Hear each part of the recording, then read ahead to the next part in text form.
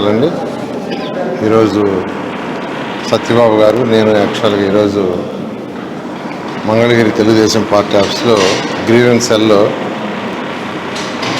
ఈరోజు కూర్చోవటం, ఎవరైతే వారి యొక్క సమస్యల కోసం ఇక్కడికి రావటం, వాళ్ళందరి దగ్గర ఈరోజు వినతులు తీసుకోవడం జరిగింది. దాదాపు 84 మంది ఇప్పటి వరకు వచ్చారు. 84 మంది.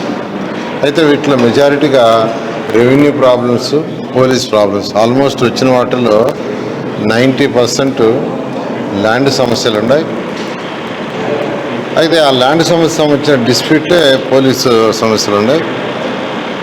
అయితే ఇప్పుడు గవర్నర్ ముఖ్యమంత్రి గారు అండ్ రెవెన్యూ మంత్రి గారు దీని మీద ఇప్పుడు ప్రత్యేక శ్రద్ధ వహించి దాదాపు ఎవ్రీ వీక్ గవర్నర్ ముఖ్యమంత్రి గారు దీని మీద రివ్యూ చేస్తున్నారు.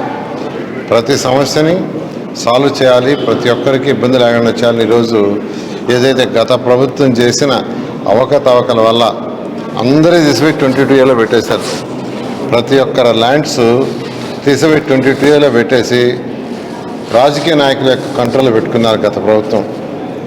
అయితే గవర్నర్ ముఖ్యమంత్రి గారు రావటం, అవన్నీ స్టడీ చేసిన తర్వాత వెంటనే రెవెన్యూ మంత్రికి ఆదేశించి వీటన్నింటినీ తొలగించమన్నారు.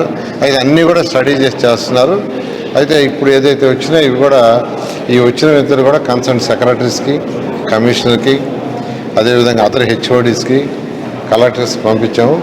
వారి దగ్గర నుంచి ఎవరైతే వినతులు ఇచ్చారో వాళ్ళకి ఫోన్లు పోతాయి, వాళ్ళని పిలిపించి యాక్చువల్గా డిస్కస్ చేసి వాళ్ళ సమస్యలు సాల్వ్ చేయడం జరుగుతుంది. ఆ విధంగా ఈరోజు తెలుగుదేశం పార్టీ ఆఫీస్లో ఈరోజు మా ఇద్దరికి వచ్చిన, అంటే ప్రతి నెల ఒకరోజు ఖచ్చితంగా మంత్రులు రావాలి, రిసీవ్ చేసుకోవాలి, సమస్యలు తెలుసుకోవాలి, సమస్యలు సాల్వ్ చేయాలి.